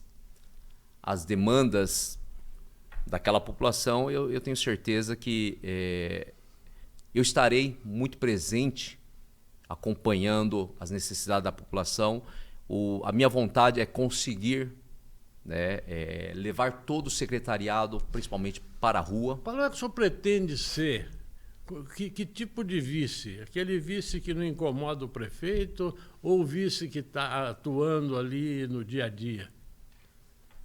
Aquele vice que incomoda, que tem que incomodar. Esse foi meu propósito. Bom, o Caio não gosta muito de ser incomodado, o senhor sabe disso, né? Ele gosta. Pode ter certeza que ele gosta. Ele tem demonstrado muito isso para mim, né? Ele tem me deixado muito à vontade na participação do seu governo, mesmo ainda como pré-candidato agora. É muito aberto a sugestões, então a gente conversa muito. Então não vejo problema nenhum. A Priscila Magami dizia a mesma coisa antes da eleição. Pelo contrário, foi até uma incógnita para mim, né? Essa condição. A minha surpresa como foi explorado isso na mídia. Eu, como comandante do batalhão, eu tive a oportunidade de participar de várias solenidades, vários eventos, onde estava a vice-prefeita Priscila, juntamente com o prefeito Caio, em todas as oportunidades. Não é porque hoje eu estou como vice, mas eu sou testemunha de que o prefeito Caio, da mesma forma que o prefeito Caio hoje me dá essa fala, essa oportunidade de estar presente ao lado dele, ele dava à prefeita Priscila. E a prefeita Priscila, lembrando que ela foi a primeira prefeita mulher, né? E mais ainda, a gente fala muito em questão de lealdade, né? A lealdade ela não pode sobrepor interesses individuais, né? Talvez ali houvesse algum interesse individual onde sobrepôs o interesse coletivo. Falar um pouco da vida do Shen. Pois não. Quem é o candidato Joel Shen? Eu disse para você, Darwin, eu nunca me imaginei estar na política. Minha vida inteira foi pautada em servir a população na Polícia Militar. Eu me conheço como gente desde de pequeno. Minha mãe tinha uma lanchonete na região central de Mogi das Cruzes. Eu já servia as pessoas. O senhor nasceu na antiga Mãe Pobre. Mais um que nasceu na Mãe Pobre aqui. Todo mundo que passa por aqui nasceu na Mãe Pobre. E essa turma aí? Essa turma é a turma da... São tudo taiwaneses. Nós frequentamos a igreja presbiteriana de Formosa, ali no Mogilar. Então são colegas, são amigos crescidos ali no Mogilar. Tá certo. Agora, a infância do senhor, o senhor passou no... O senhor é mogiano, nasceu na Mãe Pobre. Isso. E a infância passou no Botujuru. Inicialmente no Botujuru. Mudou para o Mogilar. Inicialmente no Botujuru. Meus avós trouxeram todos os filhos para Botujuru, compraram uma propriedade, iniciaram na agricultura, no plantio de cogumelo. Ganhou-se um dinheiro cada família e cada um tomou um rumo. Meus pais foram para o centro de Mogi, onde compraram um comércio. Por que seus pais deixaram Taiwan? Talvez pela necessidade econômica, né? Havia sim uma questão econômica e uma insegurança política em Taiwan. Agravada pelo conflito com a China. Uhum. O domínio da China para com Taiwan. Essa insegurança trouxe com que a família toda migrasse para o Brasil. O senhor casado, tem 3 filhos, é isso? Casado, tem 3 filhos, Mateus, Felipe e Davi. Como é que o senhor ingressou na PM? Como é que o senhor decidiu ingressar na PM? O meu sonho era ser piloto de avião. Eu fiz o concurso do EPICAR, fui reprovado em exame médico por ter o pé chato. Estava previsto no edital. Pé chato quer dizer que você tem uma certa curvatura. E houve minha reprovação lá e eu conheci um colega, um amigo, né, que hoje, inclusive, ele é o comandante da rota. Essa é a família? Essa é a família. Minha esposa Sheila, meu filho Felipe e Davi. Uhum. Tá faltando um Tá faltando um que acabou nessa época não viajando com a gente. Tá certo. E lá ele... Isso aqui é onde? Isso é nos Estados Unidos. Estados Unidos, tá bom. Vamos em frente. E lá ele me indicou esse concurso público, né, que era a Academia do Barro Branco, onde eu fiz a inscrição, não conhecia o que era a Polícia Militar. Eu digo sempre que Deus escolhe os nossos destinos, né? Nossos propósitos. E lá ele me colocou na Polícia Militar, onde eu me considero realizado profissionalmente. O senhor tem fama de linha dura. Como é que o senhor ganhou essa fama? Trabalhando, Darwin, trabalhando honestamente, né? Eu amo pessoas, eu amo a minha profissão. E essa fama ela deu-se até porque eu acredito que trabalho muito honesto, muito assertivo nas minhas funções. O segundo e último candidato ouvido pelo DVCast nesta terça-feira encerrou também a série que nós fizemos para dar voz e vez aos vices aqui de nossa cidade. O entrevistado foi Theo Cusatz, que é do PSD e que é também o vice na chapa encabeçada por Mara Bertaioli, do PL. Theo, que foi secretário de Saúde durante os governos de Marco Bertaioli e parte do governo Marcos Mello, falou do que mudou na saúde e o que precisa ser alterado para melhor, caso ele e Mara vençam as próximas eleições. Theo fez um balanço detalhado do que pode ser feito em favor da saúde, defendeu a reabertura do Hospital e Maternidade de Mogi das Cruzes, localizado ao lado do Hospital Municipal em Brás Cubas, falou da necessidade de se abrir novamente o pronto-socorro do Hospital Luzia de Pinho Melo e falou também a respeito de outros assuntos como pedágio e assuntos gerais, especialmente voltados à vida animal aqui em Mogi das Cruzes. Vamos ouvir o que disse o candidato Telco Zatz, que foi o último entrevistado dessa série do DVCast. Eu tenho acompanhado as críticas que a candidata Mara Bertaioli tem feito ao atual sistema de saúde pública da cidade. E que é hora de recuperar todo o setor. O que teria mudado tanto na saúde assim? E o que o senhor, na condição de ex-secretário da pasta, considera fundamental para superar tais deficiências? Ô Darwin, a saúde pública e privada, o setor de saúde ele é bastante complexo. Por ser um serviços 24 horas, por você ter que lidar com todos os tipos de profissionais. Por exemplo, você está num hospital, você tem que lidar com advogado, com engenheiro, com médico, com enfermeiro, com biomédico, com todos os profissionais de saúde. Então, uma engrenagem que para fazer funcionar não é simples. A pandemia, ela desestruturou o sistema de saúde no mundo. E, obviamente, desestruturou em todas as cidades. Mogi das Cruzes, graças ao que foi feito ao longo dos anos, estava mais preparada. Tinha um hospital próprio, tinha um outro hospital que era uma maternidade com um prédio hospitalar que poderia ter sido usado e enfrentou a pandemia, acredito que da melhor maneira possível naquele momento. Só que isso já se passaram vários anos em que nós não temos mais o pico da pandemia do Covid-19. E voltou a ter os desafios que a saúde impõe em qualquer momento extra-pandemia. Dengue, febre amarela, que nós enfrentamos, H1N1. O que nós entendemos é que essa reestruturação está mais longa do que deveria. As pessoas estão com o seu diagnóstico demorando mais, o sistema está desorganizado. Então, o sistema já poderia estar mais organizado. Então, de uma maneira geral, respondendo a tua pergunta, aquele sistema integrado que nós tínhamos, ele está desintegrado. Então, falta integrá-lo de novo para que as pessoas não sintam mais tanta dificuldade e diferença entre rede básica, especialidade, o que é do governo do estado, o que não é. Então, é a integração do sistema como ponto principal. Na opinião do senhor, em quais pontos teria havido aí esse maior, se a gente poderia chamar isso de desmonte no setor da saúde de Mogi? O que precisa ser feito para essa recuperação? O que a gente percebe, Darwin, conversando muito com os profissionais de saúde, e alguns números, né, eles acabam refletindo isso. Apesar de que saúde a gente nunca pode olhar só o número. A saúde é uma coisa mais sensível, você tem que olhar o atendimento de cada pessoa. Parece que os equipamentos em Mogi estão funcionando de novo soltos. E não é só Mogi, isso é uma dificuldade em todos os lugares. Então, estou dando como exemplo, você pega o Luzia de Pinho Melo. Será que as especialidades que o Luzia de Pinho Melo está fazendo é o que Mogi precisa? Mas é o equipamento do Estado. Não interessa. Mogi tem que brigar para ele atender o que Mogi precisa neste momento. Será que a única de Jundiapeba está com as especialidades que Jundiapeba precisa? Então, será que a Santa Casa está fazendo aquilo que a população de Mogi das Cruzes precisa? Lembrando, não é uma crítica aos equipamentos. Cabe aos gestores da cidade brigarem, lutarem para que aquilo que a população precisa seja feito e seja adequado ao longo do tempo. Isso parece que está funcionando como a gente falava com polia solta.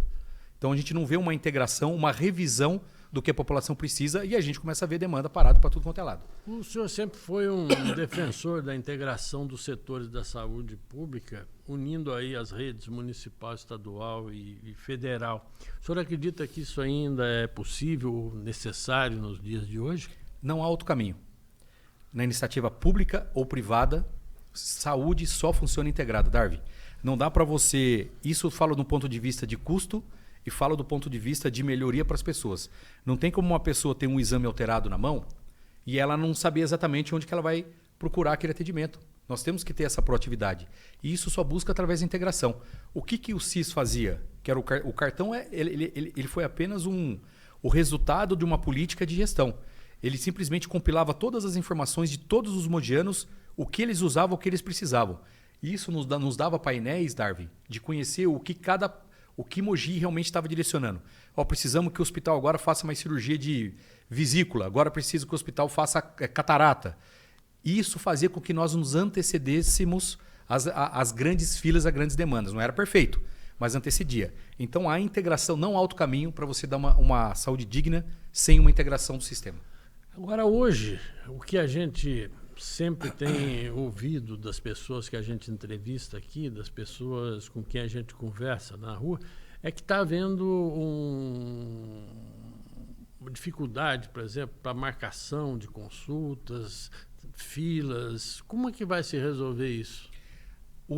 A saúde também ela é bastante conceitual. O que a gente entende? Quando nós criamos o CIS e depois evoluiu para o CIS 160 e todas as derivações para ir entendendo, por exemplo, criamos dia de atendimento só apenas para o idoso. A gente reservava vagas na sexta-feira, salvo engano. Aquele dia o agendamento era para os idosos. Para os idosos não ter que ficar na fila nem do telefone. Hoje, a pessoa mora em Jundiapeba. Mas, eventualmente, ela pode trabalhar no centro, pode trabalhar aqui em César de Souza. Com o sistema prontuário único, ela poderia ser atendida aqui em César, porque era próximo do emprego dela. Porque o prontuário dela é um só. Se ela fez o raio-x uma semana lá, ia aparecer aqui. Isso deixou de funcionar? Deixou porque o Ministério da Saúde a gente entende que tem que ser atendido próximo da sua residência. Perfeito, esse é o ideal. Mas são médicos, são profissionais concursados, geralmente nas unidades básicas. Uma ou outra que não. Quando você tem um médico concursado, ele sai de férias ou ele é afastado, você não consegue repor assim. Não é tão fácil. O que acontece? A fila, dando exemplo só de Jundiapeba, vai para 60 dias. E o sistema integrado, ele dava opção. Olha, a senhora aqui na sua unidade está demorando 60 dias. Mas o clínico geral ali no centro, eu tenho para depois da manhã. A senhora não quer ir? Era isso que a gente fazia. Hoje, aparentemente, não se dá essa opção. Começa a fazer um gargalo interminável de desperdício de recurso e principalmente da saúde das pessoas que vão piorando. Lembrando que nós temos a grata satisfação de receber aqui a candidata Mara Bertaioli, que é a cabeça de chapa. Está aqui acompanhando. Veio dar uma força para o vice. Tá é isso aí. Está aqui, ó. Moral. Ela, minha esposa, está todo mundo aqui. Pois é, vamos falar de um assunto aqui que acabou se transformando em assunto de campanha, que é a história da abertura da maternidade municipal. O senhor é favorável a essa abertura? Totalmente. Totalmente. Por que essa coisa está enrolada? Porque o hospital está terminado faz tempo, né? Faz tempo. Qual é a história da maternidade, Darwin? Nós sempre sofremos com superlotação da Santa Casa.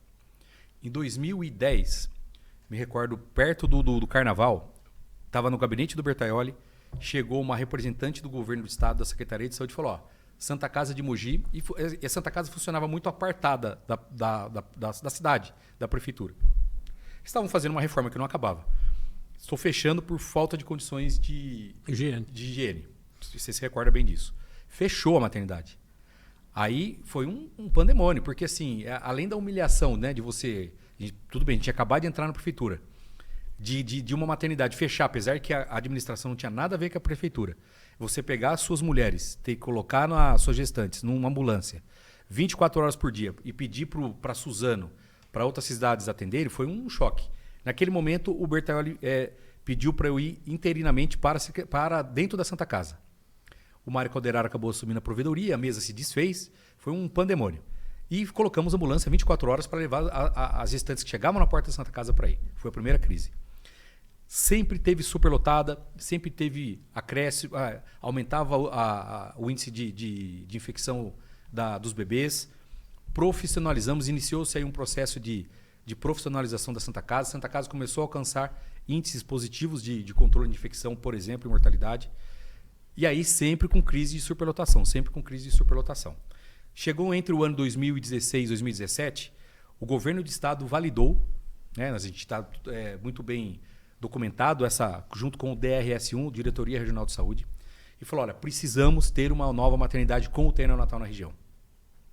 Aí o Bertaioli foi e já estava fazendo a troca do terreno, onde é a maternidade hoje, que era o antigo Fórum Criminal de Brás Cubas, para aquele novo perto da Vila Industrial, e o Estado cedeu aquele terreno para a Prefeitura. Falou, opa, nós estamos com um hospital aqui, até para custos corporativos, né? Para você diminuir custo. Vamos fazer uma maternidade aqui do lado para a gente sanar essa questão que o próprio Estado assinou conosco. Não foi uma decisão da cabeça de um prefeito ou na cabeça de um secretário. Isso está validado com a Secretaria de Estado da Saúde.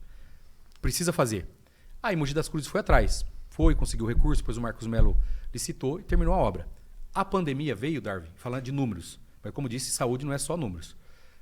Diminuiu 20% o número de partos no Brasil, de 2020 até 2023. No mundo e no Brasil, cerca de 20% e 21%. Diminuiu o número. Mas a maternidade não foi feita só para a superlotação. Ela foi feita para vários projetos a ser decidido. Podemos ter uma maternidade de baixo risco do bairro de Brás Cubas e o alto risco ir para a Santa Casa? É uma opção. Não, podemos fazer com que a Santa Casa, combinado, faça alguma outra especialidade e levemos a maternidade para Nova? Ô Darby, aquele prédio da maternidade foi feito igual o projeto do Einstein. Tijolo por tijolo, a gente participou da construção. Aquele projeto foi feito pela Secretaria de Planejamento da Prefeitura de Mogi. Nem contratamos uma empresa terceirizada para fazer. É muito humanizado o centro obstétrico. Quarto novo. Então, independente dos números, a mogiana merece ter uma maternidade nova. E isso não é crítica à Santa Casa. Tá bom? A Santa Casa tem mais de 130, 40 anos. Faz mais do que ela precisa. Mas a gente pode ter um pedaço aqui, um pedaço ali, um custeio compartilhado. Então, precisa sim colocar uma maternidade. Agora, detalhe. Tudo é questão de gestão, Darby. Questão de entender a necessidade das pessoas. Nós andamos mais de 50 bairros. O que nós vamos fazer na maternidade? Não vai ser só uma maternidade. Ele vai ser um hospital da mulher e da criança. Então, nós vamos levar lá partos. Nós vamos levar lá todas as cirurgias e exames que as mulheres precisam. E vamos levar todos os procedimentos que as crianças precisam. Sabe por quê? Porque o hospital que é especializado na mulher da criança, ele é diferente dos outros, Darby. Você não pode ter um pronto atendimento que chega uma pessoa embriagada, um tiro, com um pronto-socorro infantil. Você não pode fazer uma cirurgia infantil que tem todo um cuidado, uma perfumaria, dentro de uma cirurgia que opera, por exemplo, adulto. Então, nós vamos fazer o primeiro hospital da mulher, da criança e maternidade Mogi, que vai ser lá. Aí, com certeza, o hospital vai ser totalmente ocupado e nós vamos fazer os custeios dela, Darby. Pois é, isso que eu ia perguntar agora. Quanto vai custar tudo isso? Quem vai bancar? Primeiro, nós vamos fazer como fizemos no Hospital Municipal. Primeiro, se tem algum equipamento que faça atendimento da criança municipal, nós vamos pegar esse recurso e vamos levar para o novo hospital. Se tem cirurgia da mulher, nós vamos pegar esse bloco financeiro e de atendimento da mulher, vamos melhorar e vamos levar para o novo hospital. A maternidade é a mesma coisa. A maternidade precisa de um pouco mais de estudo com o governo do estado. Vamos levar inteira, vamos levar picado, o dinheiro carrega junto, Darby. Não tem mistério. Pois é, mas a hora que você leva um desse para lá, você abre um rombo aqui. Não abre um rombo. Você abre um rombo para aquilo que tem fila na cidade. Então, nós temos fila de oftalmologia, catarata. A Mara ontem até me cobrou hotel, nós precisamos estudar mais. Aqui a gente está carente de números oficiais, né? A gente tem dificuldade de conseguir números oficiais. Precisa, porque a demanda é muito grande que nos cobram na rua. Então, por que não conseguir recursos novos para fazer, colocar a cirurgia de catarata? Estou dando exemplo, hein? No hospital municipal. Em 2018, antes de eu me desligar da secretaria, nós fizemos até uma visita técnica com a equipe do Bucô, que é quem faz a Santa Casa. Dá para fazer aqui a cirurgia de catarata ou outras cirurgias oftalmológicas? Falou, não só dá, como eu trago os equipamentos. O centro cirúrgico do Hospital Municipal é maravilhoso. Então, Darby, é aquilo que nós falamos, uma integração. Se eu estou levando isso para lá, é porque aqui vai sobrar espaço para fazer o que tem fila. E fila que não falta na cidade hoje. A telemedicina não vai ser a salvação da lavoura. Telemedicina não vai ser básica. A solução para todos os males. Telemedicina já tinha que estar implantado aqui. Nós deixamos o primeiro projeto piloto com o Einstein aqui em 2017. Não andou. 2017 e 2018, nós assinamos um termo com o Einstein, que eles estavam começando a fazer telemedicina, que ninguém se falava nisso, em 2017 para 2018, em dermatologia. Pois aí, além da telemedicina, o que vem de modernidade? Mas a telemedicina é importante falar, Darby. A telemedicina ela vai ajudar para retorno de consulta. O paciente passa numa consulta, ele já tem seu diagnóstico, precisa só saber como é que foi. A telemedicina vai entrar para isso. Nós já devíamos ter telemedicina aqui. Ela é importante para isso. A inteligência artificial que nós estamos falando é o seguinte. O que nós tínhamos ou devemos ter aqui, vocês estão usando, por exemplo, com o Einstein. O Einstein faz os exames laboratoriais. E tem lá, Darby, uma amostra de exames que não é simplesmente ele está alterado. Não é uma glicemia que está a 110. É uma glicemia, um sódio e um potássio que estão alterados. Estou dando como exemplo que são exames, vamos assim dizer, vitais. Se esses exames, os 3 estiverem alterados, gera, pela inteligência artificial, um relatório chamado de pânico, vermelho. Para quê? Esse paciente não pode ficar esperando na casa dele, eu preciso avisá-lo. Então, esse sistema, por exemplo, de inteligência artificial, será que a gente não consegue levar para todos os exames alterados da cidade? Avisar e dar andamento. Encaminhamento. E tirar quem está doente da fila. Porque tem fila na cidade inteira. E eu busco isso em todo lugar que eu vou, na iniciativa privada e na iniciativa pública. Por que não é desenvolvido um sistema desse, Darby? validado pelas sociedades médicas, o que é um teste ergométrico, Darwin, que precisa tirar o paciente da fila? Dá para saber. Então, por que não colocar um sistema de inteligência artificial que informe a secretaria que todos esses pacientes que estão com o exame alterado saiam da fila? Que vai ser 10%, 15%. E aí vai ter consulta de especialista e cirurgia para todos eles. Rápida. Esse é um dos grandes projetos que a gente tem, tirar o doente da fila. O atual prefeito tem falado muito aí sobre a questão do pedágio nas rodovias Mogi Dutra e Mogi Bertioga, inclusive acusando de omissão o ex-prefeito e marido da candidata Mara, o atual conselheiro do Tribunal de Contas, Marco Bertaioli. De que maneira a candidata e o senhor avalia essa questão dos pedágios e essas críticas, evidentemente?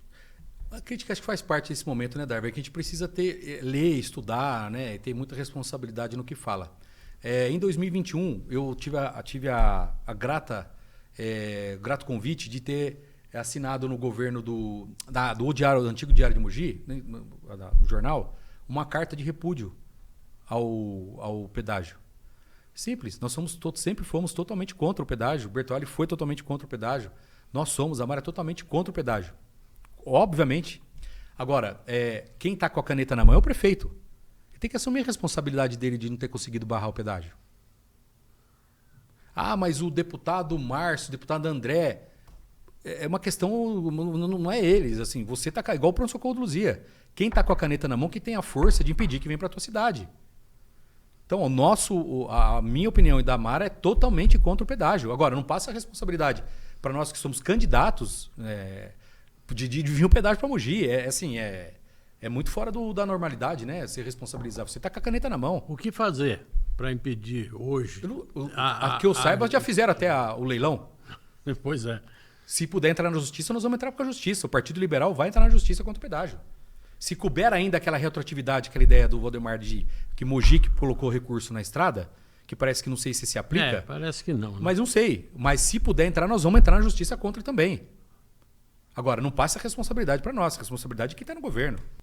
Um assunto que ganhou as redes sociais nesses últimos tempos aí da campanha foi uma visita que o senhor fez ao secretário Guilherme Muraro Derrite, da Segurança Pública. Muitos estão ligando essa visita à transferência do Coronel Shen de Mogi para a Baixada Santista. Como é que o senhor responde a essas insinuações? Ô Darwin, é de um devaneio tão grande que a gente nem respondeu. Essa agenda com o secretário Derrite, como essa que a gente vai fazer com o secretário Eleusis, são agendas que os nossos partidos já nos possibilitam ousar e fazer uma... Eu fazia isso quando eu era secretário, Darwin. Eu lembro até hoje, uma vez o Bertaioli me ligou e falou: Té, onde você está? Eu falei: estou aqui entrando para falar com o professor Giovanni, que era o secretário de Estado. Pô, o que você está fazendo aí? Eu pedi uma agenda, ele me atendeu. Eu quero falar do hospital, porque a gente economizou na compra de equipamento e ia sugerir para ele para comprar as camas elétricas. Ele falou, eu vi que o Bertaioli falou: pô, mas o que esse moleque está fazendo lá? Então a gente sempre fez isso. E como a gente vai continuar fazendo. O que a gente foi falar com o Derrite? Que a gente gostaria de fazer uma reunião do Conseg aqui em Mogi. E pedir para ele a questão da delegacia da mulher 24 horas, como é que ele enxergava isso. Foi muito a passant, foi 10 minutos a reunião com ele. E que se ele pudesse vir aqui para aí a gente detalhar os projetos.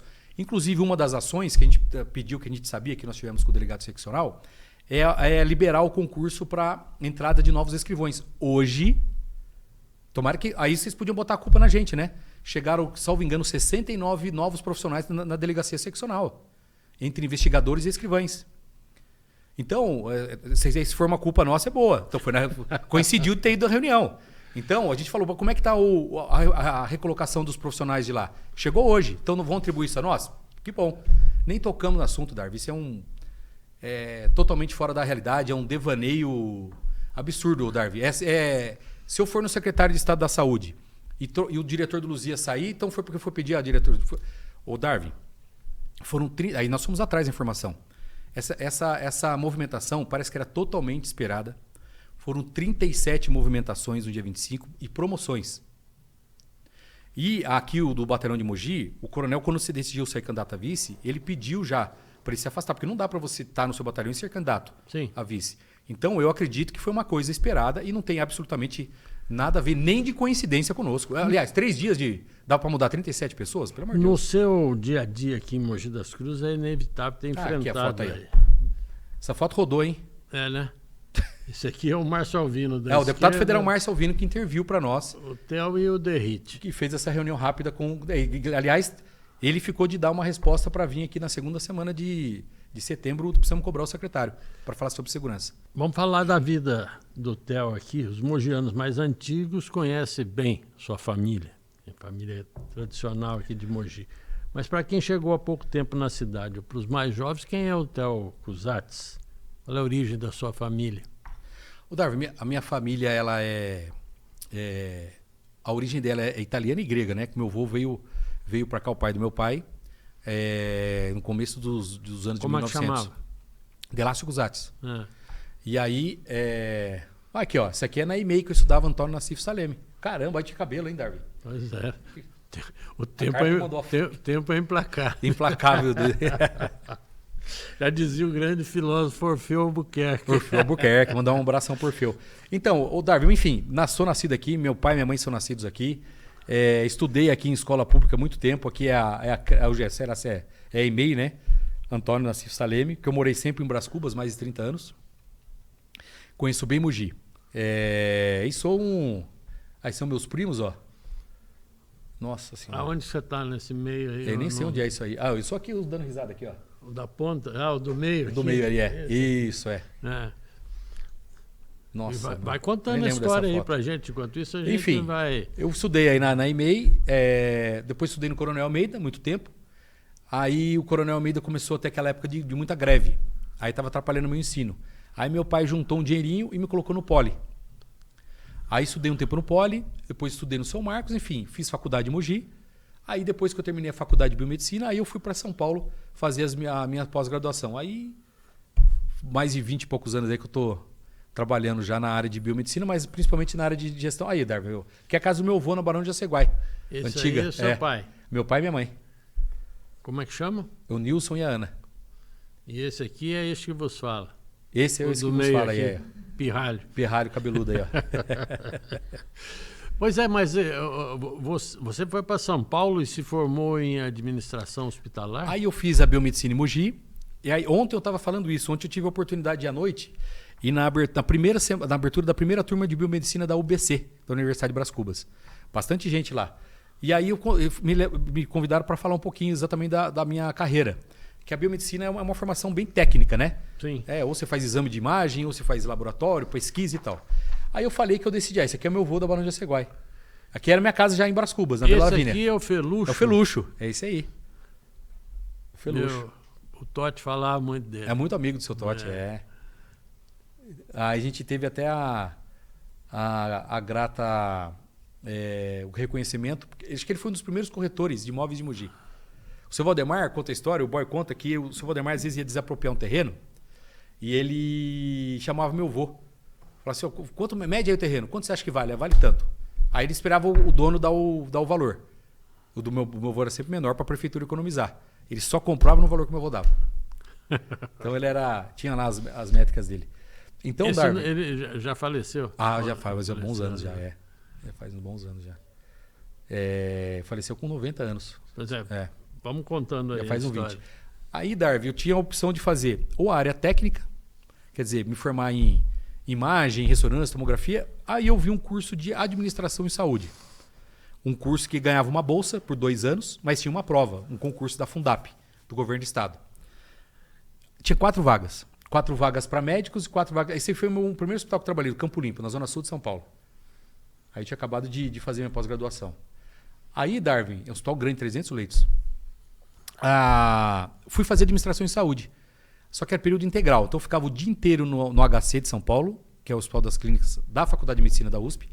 Cada hora no instituto, no INCOR, no Instituto do Coração, Instituto de Ortopedia, aprendendo a fazer a gestão de hospital. E à noite eu ganhei uma bolsa da GV, da Fundação Getúlio Vargas. Todo dia à noite eu tinha que fazer o curso. Em um ano, um curso que dura 2 anos. Então todo dia à noite saía, 7h30 entrava na GV e saía 10h30 todos os dias. Era intensivo. E ganhava uma bolsa, hoje devia ser uns R$2.000. E morava em São Paulo, obviamente, porque não dava para ir voltar. Então fiquei 2 anos nessa labuta aí. De ficar de dia no Hospital das Clínicas e à noite na Fundação Getúlio Vargas.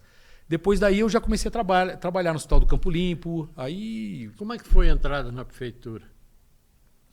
Aí nós estávamos no hospital, eu estava trabalhando já no Hospital Santana em Mogi, e aí o Bertaioli saiu candidato a prefeito, que já era conhecido nosso amigo, e falou assim, pô, preciso de algumas ideias para a área de saúde. Então, durante a campanha dele, em 2008, a gente começou a falar sobre saúde. Tava conversando, tal, e foi e ganhou. Aí, mas até aí não tinha falado nada de cargo, e a gente participou por gostar de saúde mesmo, né, da área. Aí o professor Zé Carlos foi convidado como secretário, já era um amigo meu do IANSP. Você lembra do professor José Carlos de Oliveira? Guedes? Não, José Carlos de Oliveira. Era diretor do IANSP, era superintendente. Um cara gênio. Não é do meu tempo. É, sim. Isso foi 2008, 2009. E colocou um adjunto que veio com ele que não deu muito certo. Aí o adjunto saiu e ele falou, pô, preciso colocar um adjunto mais administrador aqui. Aí o professor Zé Carlos falou, pô, por que você não chama o Theo? Aqui, o Darwin, essa foto eu mandei para o André do Prado. Olha como até o rosto dele está mais fino. O filósofo Orfeu de novo aqui. Filósofo Orfeu. O tempo é implacável. Almiaque. Aqui, Alckmin. Alckmin. Esse da ponta aqui. Professor Giovanni, secretário de Estado. Que ele é o Furlan. Esse Aquele camarada eu não sei quem é. fundo lá, não sei também. Não conheço. Mas esse aqui é o Hospital Municipal. Ainda A maquete. na maquete. Maquete, tá certo. Ainda na maquete. Ô, Theo, fala um pouco da sua família. Você é casado, pai de uma filha? Sou casado, pai de uma filha de 11 anos, que manda lá em casa. E a chefe está aqui? E a chefe tá aí, ó. Que precisa fazer exercício, não faz. Aí, ó, nasceu minha filha. Maravilha. Theo, nós estamos chegando no final aqui. Já? Já? Você vê que Não aqui tem mais nada, é pá. coisa... Tem muita coisa para conversar. Mas eu queria, a exemplo do que eu tenho feito com os outros que passam por aqui, os outros candidatos, tanto a prefeito como a vice, deixar aqui esses minutos finais para que você possa mandar aí um recado para a população aqui de Mogi das Cruzes, para os seus eleitores, amigos. Faça bom. o que bem entender. Bom, Darwin, primeiro, obrigado pelo convite. E dizer a todos que, para nós que não somos políticos, eu e a Mara, está sendo uma andança na cidade muito boa. Estamos sendo muito bem recebidos. Temos feito uma campanha muito propositiva, evitando qualquer tipo de confronto, apesar de algumas coisas passarem do ponto e a gente ficar bastante chateados, mas é o modelo que a gente vai levar da campanha até o final. Com todo respeito a todos os nossos concorrentes, não são adversários, com todas as divergências de ideias e com muito respeito, somos todos mogianos. Mas a gente acredita muito que o nosso projeto é um projeto de mais experiência. A gente acredita que nós vamos ser felizes na prefeitura porque a gente gosta de administrar e de cuidar das pessoas. E que a gente não entrou nisso, Darwin, por simples gosto, sabor, por mais que é o que falam. Mas é um projeto de Beltrans, que não é. É tão íntimo você sair candidato, Darwin, que não tem como você não querer não gostar. Então, e nós acreditamos muito na ampliação de parcerias. A gente acredita muito que a gente vai conseguir colocar a cidade e buscar muitos recursos com o governador, muito recurso do governo federal. A Mara está num dos maiores partidos do Brasil, que não dá nem para dizer que eles dão uma ideia ou outra, porque eles deram 100% de autonomia para tudo que a gente faz. É um partido muito de time, sabe, Darwin? Então a gente acredita que com esse modelo, o meu partido também, que é do Kassab, também está no governo. Então a gente acredita que a gente vai poder levar, sim, mais melhorias para as pessoas. A gente vai resgatar essa vontade do mogiano de ter um serviço público melhor, sem nenhum tipo de demérito ou crítica a quem está aí, mas a gente acredita que a gente tem mais experiência para poder colocar a cidade e que esses números todos aqui sejam melhores, que as pessoas vivam melhor, que os equipamentos de saúde estejam mais próximos das pessoas e que, se Deus quiser, e a população, obviamente, mas Deus dá esse momento para a nossa vida, a gente tem certeza que daqui 4 anos, Darwin, a gente vai sair, como a gente vai sair da campanha, de que tudo foi feito, de que tudo foi muito propositivo e que a gente vai deixar a cidade melhor do que nós encontramos. Pois é, nós tivemos então a oportunidade de mostrar um pouco do que foram as entrevistas com os candidatos a vice-prefeito de Mogi das Cruzes que aconteceram durante a semana que passou. Temos certeza que, mais uma vez, nós cumprimos a nossa obrigação de exercitar a democracia, ouvindo não só os vices, como também todos os candidatos a prefeito aqui de Mogi das Cruzes. Quero lembrar para os nossos internautas e ouvintes da Rádio Itapetí FM que todas essas entrevistas na íntegra poderão ser acessadas no canal da Rádio Itapetí FM no YouTube e que as pessoas podem curtir, comentar e compartilhar esses vídeos com seus amigos para que eles também possam, de alguma forma, participar desse momento importante que nós estamos vivendo aqui, que é a campanha para Prefeitura e Câmara Municipal aqui de nossa cidade.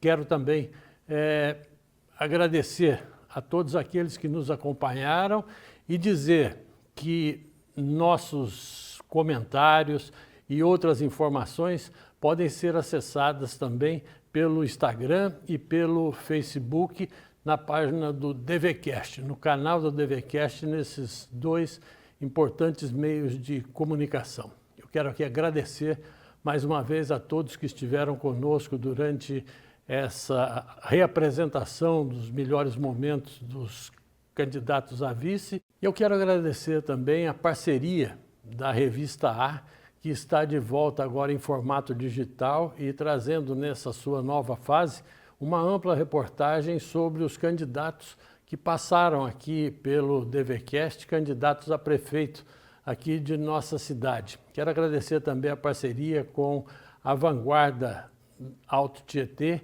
o site das meninas superpoderosas aqui de Mogi das Cruzes, as 3 jornalistas que estão inovando aqui na informação da cidade. E agradecer também ao jornal Gazeta de Guararema, que é um dos poucos que ainda se mantém como jornal impresso aqui no Alto Tietê. Eu costumo dizer que são alguns dos heróis da resistência aqui em nossa região. Muito obrigado a todos vocês e não tenham dúvida, até a eleição muita coisa ainda vai acontecer aqui no DVCast. Eu peço que vocês continuem nos dando a honra de nos acompanhar sempre às segundas-feiras a partir das 9 horas. Qualquer novidade a gente avisa. Um grande abraço.